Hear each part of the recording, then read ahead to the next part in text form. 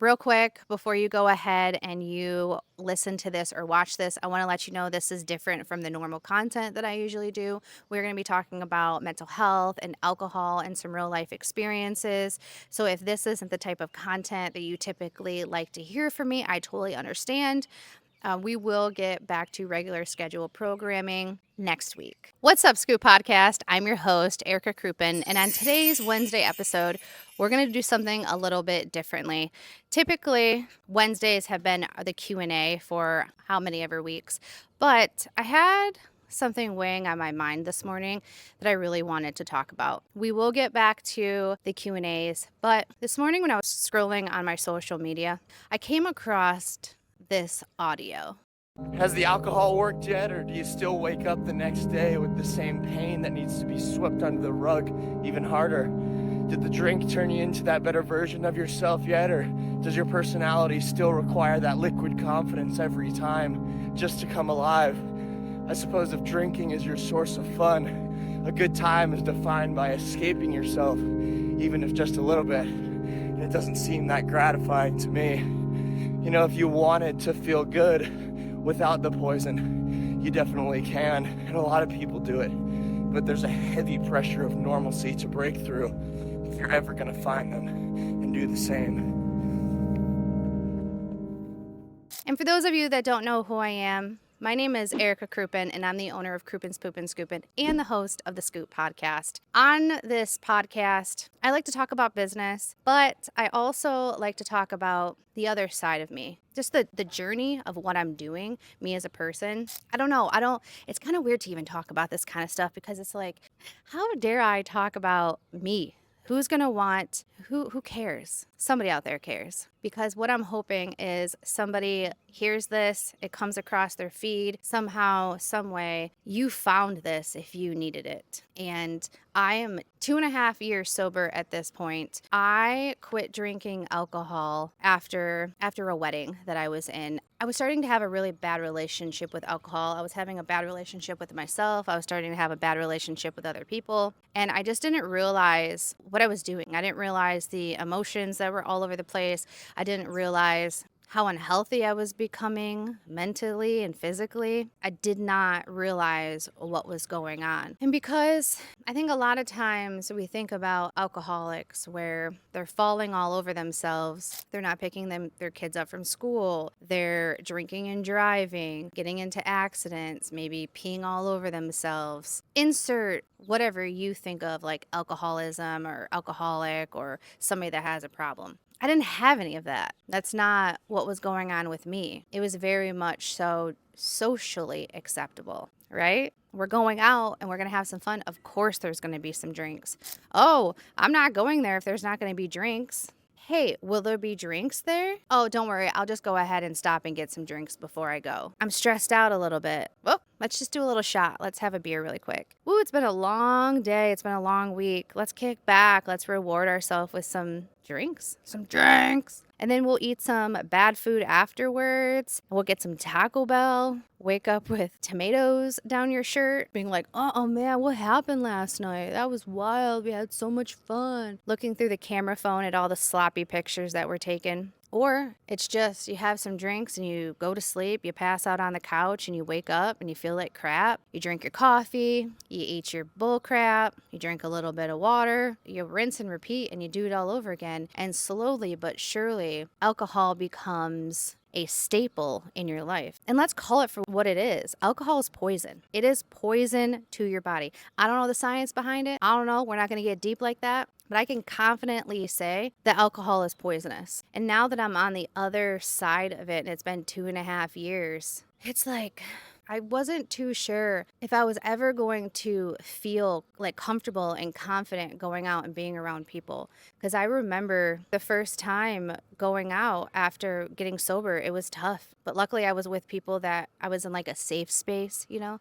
And I know people make fun of safe spaces. They're like, oh, safe spaces. Well, sometimes you do need a safe space. Like I needed to be around people that understood that I wanted to be sober. Even though they weren't sober, they weren't trying to push it on me. They weren't trying to make me feel bad or weird. They were very accommodating. And I will be forever grateful for my good friend Jen and Andrew and my husband Joshua, because my husband's been super supportive this entire time. Even though he didn't quit drinking right away, it took him some time to quit. We went through, some hardships with that because I was really struggling seeing him drink and I was getting like angry and bitter, jealous. We had to work through that, but I quit drinking morning after Jen and Andrew's wedding. Like we had a really good time, and then I just kept doing shot after shot after shot with mixing liquors. And I get this thing where like my teeth go numb. I'm like, when my teeth go numb, that's when I know, like, who knows what's coming out of my mouth at that time? Who knows what's gonna happen? And I'm a firm believer that alcohol allows me to be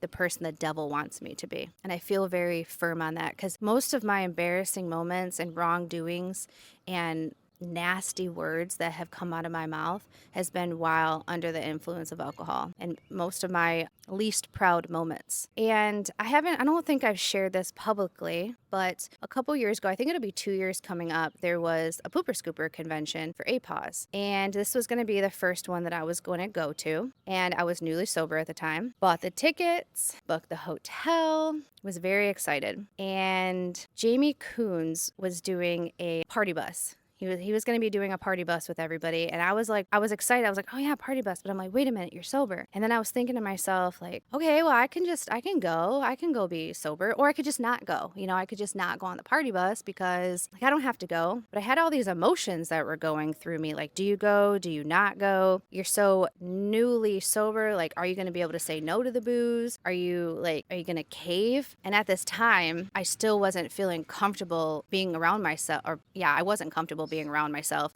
because I didn't even know who I was. I didn't know how to act. I didn't know what to do with my hands. I didn't know what to say without alcohol to like loosen me up while I was in those settings, especially when other people were drinking around me. And so around that time, I was contemplating, I'm like, I don't know, I'm going to go. Like, I have to go. I want to go. I want to go. Was I in the right mindset to go at that time? So I was struggling with this internally. And it just so happened that my dog busted her leg and tore her ACL and she needed to have surgery. We had surgery on her and she was in pretty rough shape. I'm not going to lie. I had to really take care of her, and I did. I took very, very good care of her. But that was around the same time of the trip to the APAWS Pooper Scooper convention. And I was sitting there like looking at the dog and just kind of thinking about like where I was at mentally, where I was at physically, spiritually, all of it. Like I was just taking it all in. And I just decided, I was like, you're not going. You're not ready to go. You're not emotionally equipped to go. Luckily, I was able to use my dog's surgery as the scapegoat. And that was a huge part of it as well. Between us, like my husband and my kids aren't going to take care of the dog as good as me, right? Not as good as me. I'm on her. I take care of, like, not that my husband doesn't take care of her, but it's just different. Guys are just different. Like I baby that damn dog. Like I picked her up. I did what I needed to do. Very patient. Planned ahead to make sure I had enough time to do what I needed to do. But yeah, I just decided, the dog had the surgery. I got to be with her. I'm not going. But in the back of my mind, I really knew that it was because I wasn't ready for it yet. I wasn't ready to be around people that I had been talking to on the internet for quite some time. And the next APAWS event is coming up here at the end of this year. I think it's in October. It's going to be in Dallas, Texas. And I'm going. I am going this year. And I'm happy that I didn't get to meet all of you at that point. I'm happy that you didn't get to meet that version of Erica, because you see me showing up online, you see me here on camera. That version of Erica was unwell, right? I was well enough to show up on camera, and I was well enough to just get done what I needed to get done. But I'm glad that I didn't go. I'm glad that I didn't put myself in a situation where I might have slipped up. I'm glad that I didn't put myself in a situation where I was going to be incredibly uncomfortable and couldn't even enjoy the experience with the folks that I was going to meet. And so I'm actually very, very excited to go to the one this year and meet everybody that I have not been able to meet. I did meet a lot of people in person at ScoopCon, which that was so incredible. I felt so good. I felt so beautiful. I felt so powerful. I felt so respected. I felt so incredibly grateful that I got to meet so many of the listeners and the viewers and hear their stories, even though I didn't get to meet everybody and I didn't get to talk to everybody because there just wasn't enough time, which really bums me out because I'm like, I didn't get pictures with that person. I didn't talk to that person. There's just never enough time. But I'm also learning how to navigate these type of events now, and doing the man on the street interviews was really important to me because I wanted to make sure that I had content for the channel so I could share it. Highlight other people in the industry, because that's what this really is about. Like, yeah, I have the microphone and I have the camera, but I want to be able to highlight you guys and share your story. And I need to be at my best to feel confident to be able to do that. And that's what I've really been working towards. That's why I wanted to record this video, because sometimes, like, you might think, if you think to yourself, like, oh, I really want to quit smoking, or oh, I really want to quit drinking, or oh, I want to quit eating that bad food because it makes you feel bad and it's like a vicious cycle, or you want to quit dating that person that treats you like crap and makes you feel bad. And if you're listening to this and you're not married yet and you're in the dating phase and you don't have any like super serious ties to this person, if that person does not align with you, if that person doesn't make you a better person and make you want to strive better, if they're causing you stress and they're causing you anxiety and they are a negative person, I would encourage you to really at what your future is going to look like 5 or 10 years from now. Because choosing a life partner is probably one of the most important decisions you are going to make in your life. You are who you surround yourself with. And when you're married or you have a long-term partner, you are going to spend so much time with this person. And if they are negative, if they are toxic, if they are not ambitious, if they don't have goals, and they're not supportive, you're going to have such a tough time. I am so incredibly grateful that my husband has been so supportive throughout this journey, because there's times where I didn't believe in myself. There's times where I just wanted to lay down and give up. But he has always been there and always been a positive cheerleader for me, like an encourager, like, you got this. You got this. And sometimes I'm just like, I don't want cheering. I don't want encouragement. Like, I want you to do something. Can you just take this stuff off my plate? That's not his role. This isn't his business. It's my business. But even though I didn't know that that's what I needed at the time, he was able to see that and he kept encouraging me even when I was pushing back. And so I'm talking to my ladies here at this point. What would I want 14-year-old, 15-year-old Erica to know from 37-year-old Erica? I would want her to know that you are not stupid. You just haven't learned what you need to learn yet. Don't be intimidated to ask questions to people that you look up to and you admire. Seek those people out. They might not be around you. They might not be in your family. They might not be in your neighborhood. You'll have to go out and seek those people out to have those conversations and try to get yourself in rooms with people that are achieving. So what does that look like when I was a teenager? Getting into those higher classes, getting into the better classes, chatting with the teachers, getting around older people, staying away from the riffraff, not partying, not hanging out with those boys.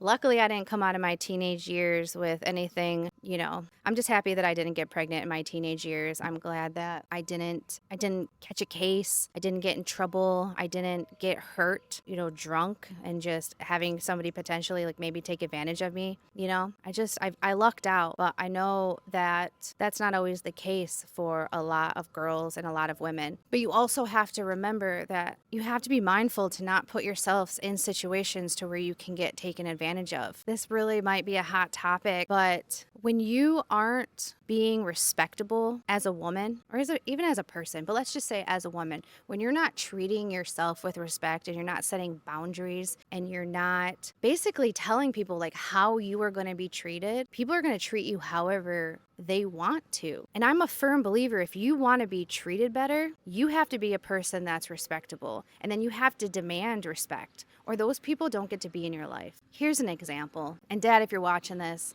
I'm saying this with love, okay? There was a period of time where I could not take my dad bad-mouthing my mother. I just couldn't take it anymore. It had happened all the time, years after years after years. And finally, I was done because I understood that I was doing this in my relationship and I was ready to stop it. He called me. I don't even remember what it was about, but he was bad-mouthing my mom on the phone, venting. He was venting. I shut it down. I said, I'm done. I can't exactly remember what I said to him. I said, you're not doing this anymore. Quit talking about my mom like that. Mind you, they're still together, okay? They're still together. I didn't talk to him for months. I mean, it was quite a while. and it really was tough, but I had to put a boundary in place. It hurt him, it hurt me. The family found out about it and they wanted to know why. And I said, listen, I'm creating a boundary. I'm trying to have a different life. I'm trying to be better as a person. I'm trying to heal myself from things that happened when we were growing up. And my dad's my soft spot for me. I love him so much. What's up? You gonna say hi to the camera?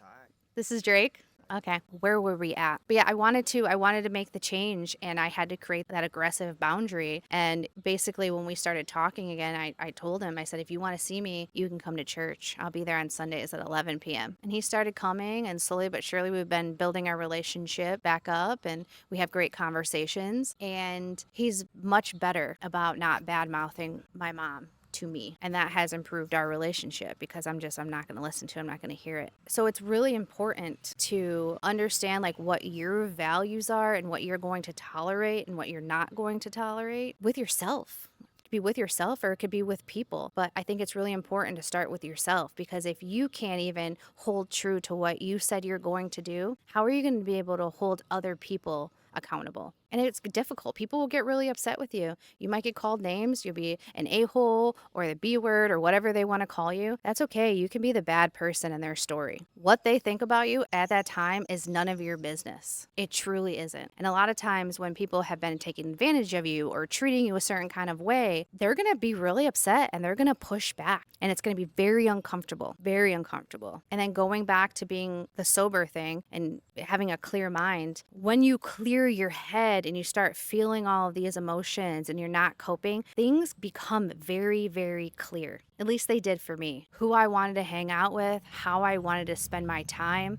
how I wanted to act, what I wanted to do in my career, places I wanted to go. All of that became very, very clear.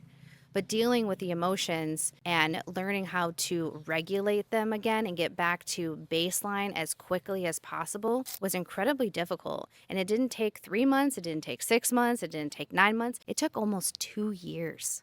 Almost 2 years for me to feel fairly confident that, yeah, okay, this is going to happen. So, what do I need to do to handle the situation? Calm myself. Well, calm myself first.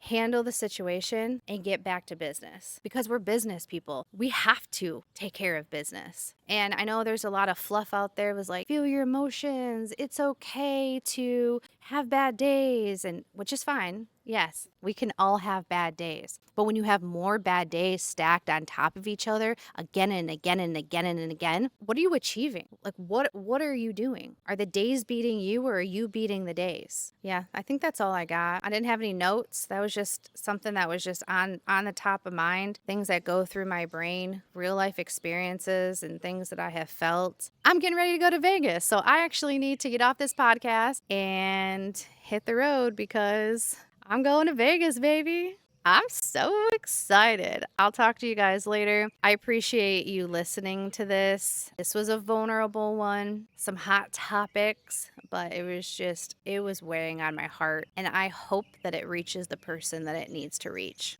And until next time, bye.